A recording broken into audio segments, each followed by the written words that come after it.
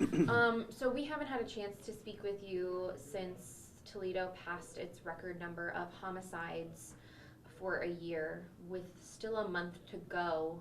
I mean, what is your reaction to that as the chief of police? Well, any homicide is bad, but when we hit a milestone like we did last year and this year, and it's only November 23rd, it's disheartening. You know, what's going on in this country right now is you can't explain it. We have a record number of homicides in most large cities. We have a guy driving a car through a Christmas parade in Wisconsin. We have mobs running into high-end stores and stealing and looting. It's a very, very disheartening time in our country right now. And particularly here in Toledo, from what I understand, is one of the things that you guys need is for people to actually come forward and help with information. We're hearing prosecutors are having trouble creating cases. Crime Stoppers is not, I mean, we just did a story last week where we see Crime Stoppers is not paying out hardly anything to people who are with tips. So can you tell us, what is it like for your police officers right now, and what do they need? Is it a community effort? What do they need? It most certainly is a community effort. There's no way that these homicides and these shootings are a police matter. This is a community matter. For example, you brought up Crime Stoppers. We paid off a fraction of what we normally do a year. No one is talking to us. We had a victim who was shot on the east side a few weeks ago, and I'm not exaggerating, 7, 8, 10 times. When our detectives got to his hospital room, he looks up, he goes, I don't remember anything, and refused to talk. We're not having victims tell us who shot them when they know. We're not having community members tell us who is doing the shooting when they know, and it makes it incredibly difficult. We have sometimes where we have walk-in gunshot wounds at our hospitals where the victims won't even tell us where it happened. And we're handcuffed, and we're starting off in a deficit that sometimes it's impossible to come out of. Can you tell us, what is it like for your officers on the streets right now? What are you seeing, what are you experiencing when you go to a scene where there's a shooting, which, I mean, you're seeing in record numbers right now? It's frustrating for them because most of the times that we're on these scenes, there's family of the victims there. And obviously they're upset, they're hurting, they want answers. And then when people know who's involved refuse to step up and give us answers, it's frustrating for them because we signed on to this job to protect people and to serve the residents of Toledo. And we just can't do that when we're not given information that is out there. And one of the things that we're hearing from neighbors, and it kind of is almost opposite of what you're saying, is they feel like they don't see police presence out in their neighborhoods. And what would your response be to that with We're in the neighborhoods 24/7, 365. Granted, our numbers are not what they need to be right now, but when it comes to officers on the street, they're there. 88 square miles. We only have, don't quote me on the numbers, but 280 field operations officers. At any given time, a third of them are on days off, and then there's vacations and sick time. We simply can't be everywhere. When we get a call of a 911 emergency call, it's our responsibility to get there as quickly as possible.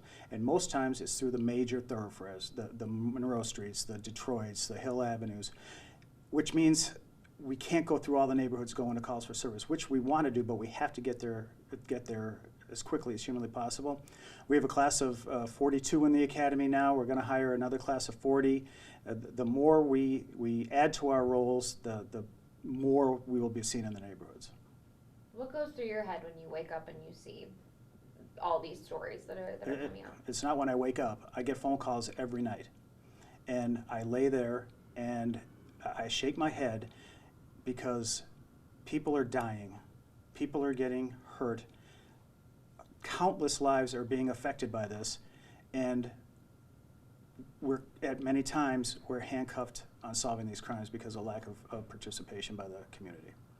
Now, for people in the community who may be nervous about speaking out, they're worried about the snitches get stitches, for lack of a better term.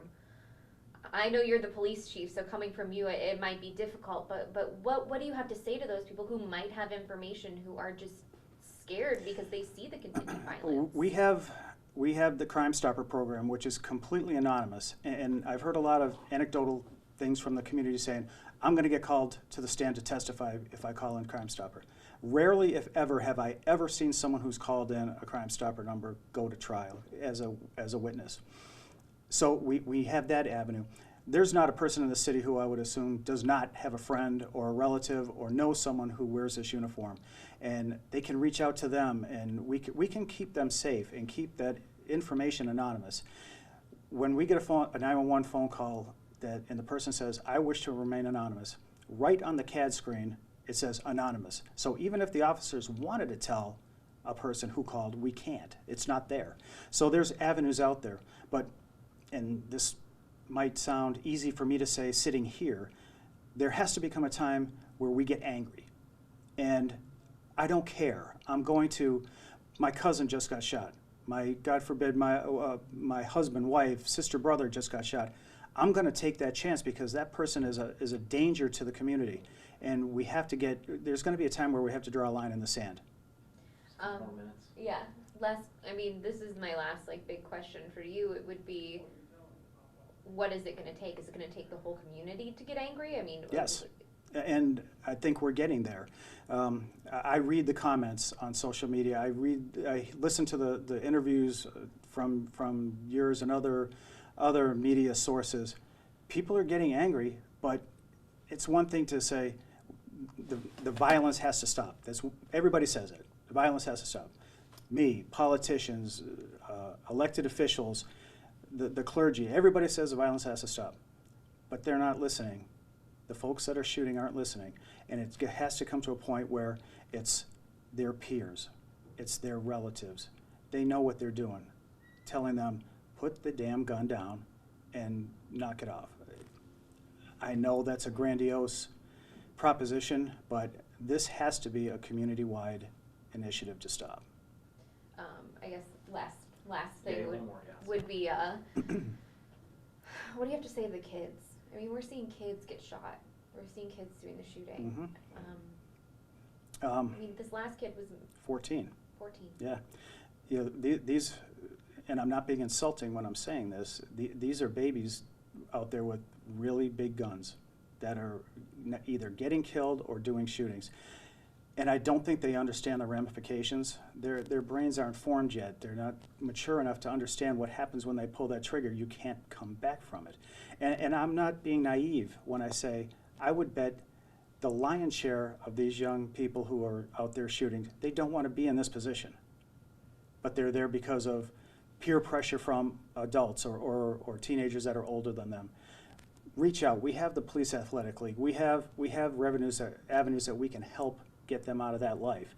The last thing we want to see is a 15-year-old young person certified as an adult and go to adult prison for decades. We want to stop that before it gets to that unfortunate time.